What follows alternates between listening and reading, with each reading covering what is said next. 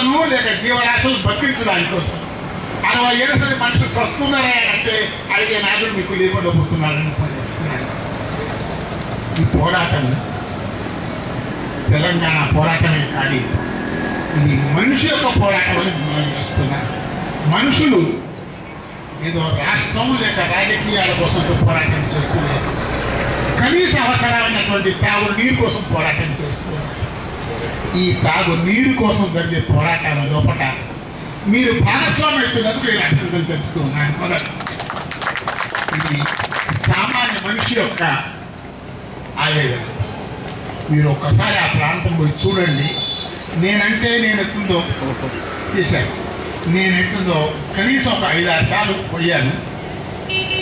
5-6 మంత్రులు ఎత్తుందో దానికి వాగ్దానం చేయంగా చూశాను. పెద్ద పెద్ద మీటింగ్లు పెట్టారు. అందరూ కూడా 16 సంవత్సరాల పిల్లవాళ్ళు 60 ఏళ్ళ క్రితం కనబడుతున్నారు.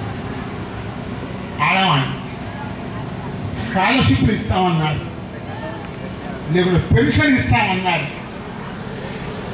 చివరకు మొన్నటి డిమాండ్ లోపల మనిషి తీసుకెళ్ళి మనం నడవలేడు కాబట్టి ఈయనకే కాకుండా ఈయన ఎస్కార్ట్ కూడా మేము పెన్షన్ ఇస్తామన్నారు.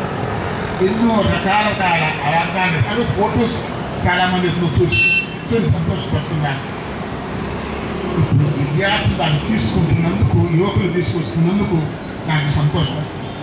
పోరాటాల లోపల దీర్ఘకాలిక పోరాటాలే తెలంగాణకు అలవాటు చెప్తారు. సమస్యలకు తొందరగా పరిష్కారం కాదు. ఎందుకోసం అంటే సమస్య ఎవరిదో అవుతుందో చాలా సమస్య. అదే అమెరికా సమస్య అయినట్టయితే ప్రైమ్ మినిస్టర్ చెప్తున్నదో అన్నిటిని పక్కన పెట్టేసి దాన్నే ప్యాక్ చేయిస్తాడు.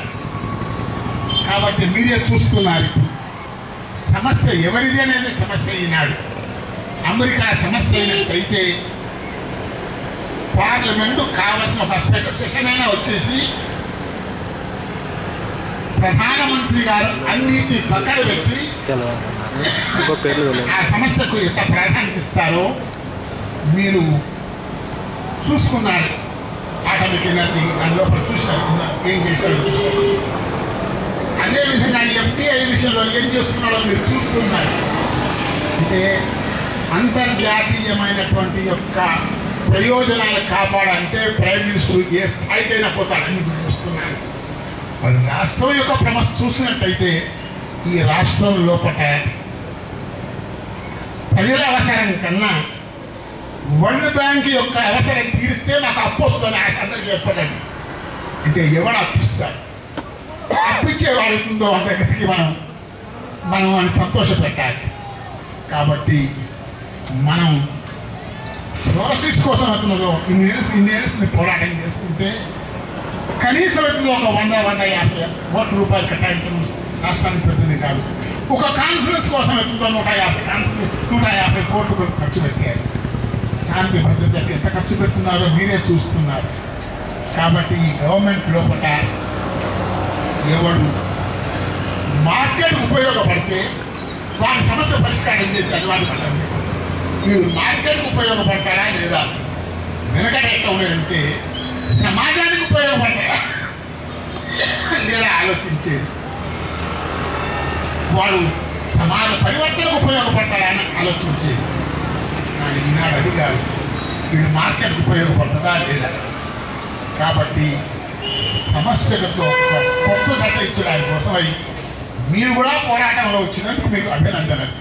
దీనిలోనూ ఈ పోరాటంలో వచ్చి మీ జీవితాలు మీరు తప్పుతో అర్థం చేసుకో అంతే. ఎందుకంటే నేను 60 ఏళ్ల సందర్భంలో ఈ పోరాటం చూస్తూనే ఉన్నాను. ప్రతిసారి ప్రతి సంవత్సరం దీనిలో పాల్గొంటూనే ఉన్నాను. మీరు కూడా దీనిలో పాల్గొని అయ్యా నేను కూడా ఈ ఫ్లోరసిస్ పోరాటంలో పాల్గొన్నాననేటువంటి ఒక విశ్వాసాన్ని మీరు సంపాదించుకుంటున్నారు. అందుకోసం సమస్య పరిష్కారం అవుతుందని కాదు. ఈ సమస్య ఈ యొక్క తెలంగాణలో సమస్యలు పరిష్కరించే అలవాటు ఇంకా రాలేదు. మనం కేవలం ఎంతో సాక్రిఫైస్ చేస్తున్నాం. కానీ దీనికి ఎంతో ఇంకా రానంత మాత్రాన్ని నిరుత్సాహపడవలసిన అవసరం లేదు. పోరాటాల లోపల మనం చేయవలసింది పోరాటం. మనం కాకుండా వచ్చే తరమైన దాంతో ఏదో సాధించుకుందని నమ్మకంతోనే మీరు పోరాటం చేస్తున్నారు, మీకు అభినందన తెలుపుతూ సెలవు తీసుకుంటారు. జై తెలంగాణ.